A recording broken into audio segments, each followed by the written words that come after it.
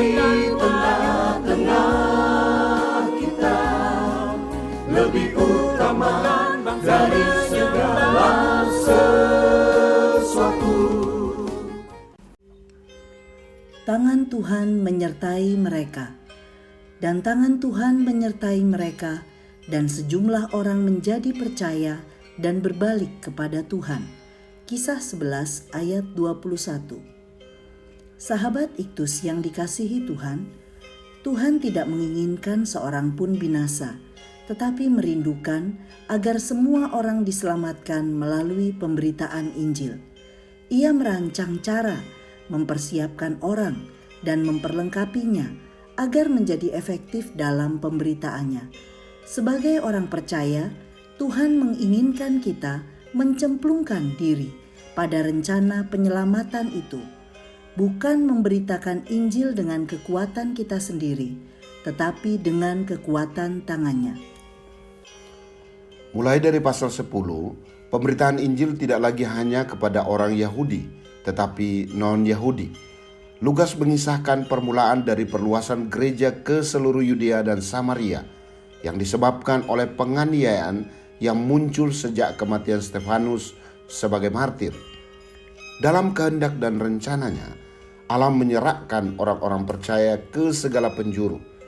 Penganiayaan yang hebat justru menjadi mekanisme Tuhan agar Injil diberitakan ke seluruh dunia, dan tangannya selalu menyertai. 1. Pemberita Injil. Para pemberita Injil terserak dari Yerusalem oleh karena penganiayaan. Allah membiarkan mereka dianiaya supaya mereka bisa tersebar ke seluruh dunia, ditabur sebagai benih bagi Allah supaya mereka menghasilkan lebih banyak buah. Orang-orang yang menganiaya para pemberita Injil berharap mereka bisa dicegah untuk memberitakan Injil kepada bangsa-bangsa lain. Pasal 16 ayat 21. Namun ternyata penganiayaan hanya mempercepat penyebaran Injil. Banyak di antara para pemberita Injil itu adalah orang Yudea dan Yerusalem asli yang lahir di Siprus dan Kirene. Mereka menempuh pendidikan di Yerusalem sebagai orang percaya mula-mula yang bertekun dalam pengajaran para rasul. Pasal 2 ayat 42.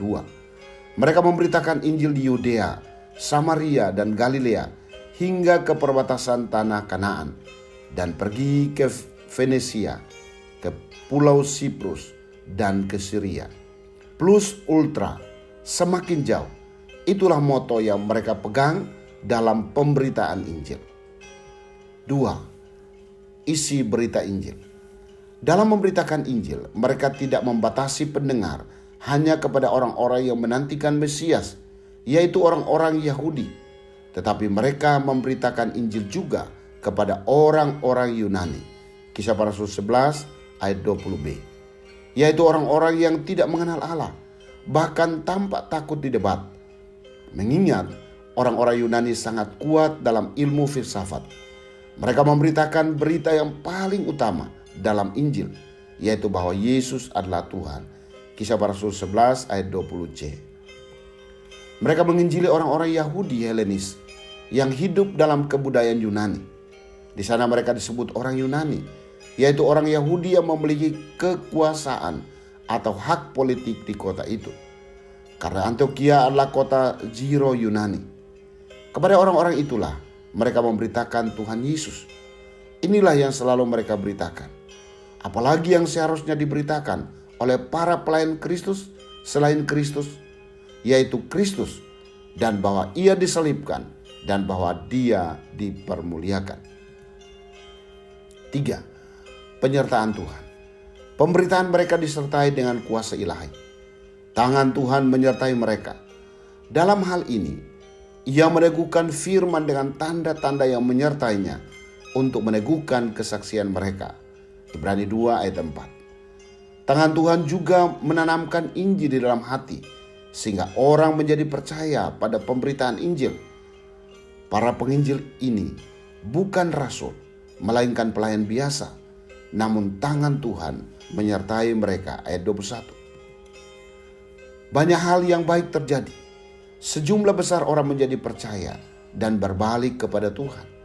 lebih banyak dari yang diharapkan. Jika mengingat hambatan penganiayaan yang mereka tanggung, mereka diyakinkan tentang kebenaran Injil dan menerima pemberitaan yang telah diberikan Allah di dalam Injil itu mengenai anaknya. Akibat dan bukti dari hal ini adalah bahwa mereka berbalik kepada Tuhan Yesus dan Dia menjadi segala-galanya bagi mereka. Sahabat Iktus, hanya mereka yang telah mengalami pertobatan sejati dan bertumbuh di dalam pengajaran firman memiliki gairah yang tak pernah padam dalam pemberitaan Injil. Jika kita sebagai orang percaya menjadi lemah dalam pemberitaan, Tuhan memiliki mekanisme tersendiri untuk mencapai misinya.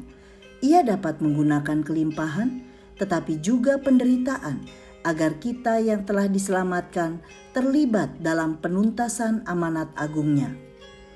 Sebagai orang yang sudah percaya Tuhan, saya punya kerinduan untuk memberitakan Injil.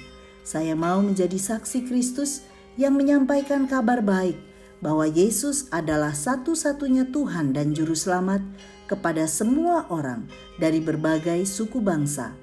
Saya percaya tangan Tuhan pasti menyertai saya, melengkapi kekurangan saya, sehingga saya menjadi efektif sebagai pembawa kabar baik. Sahabat Iktus yang dikasihi Tuhan, apakah saya telah menjadi pemberita Injil? Apa inti dari Injil yang saya beritakan? Mengapa saya tidak perlu takut dalam pemberitaan Injil? Tuhan Yesus, saya percaya bahwa Engkau menghendaki semua orang mendengar Injil-Mu dan diselamatkan. Pakailah saya untuk menjadi saksi Injil kepada semua orang dari berbagai suku bangsa. Saya tidak takut karena ada tangan-Mu yang selalu menyertai saya dalam pemberitaan Injil. Ya Tuhan, Engkau bekerja melampaui segala kelemahan dan keterbatasan saya. Berilah kesempatan dan keberanian untuk memberitakan Injil-Mu. Amin. Injil adalah kekuatan Allah yang menyelamatkan.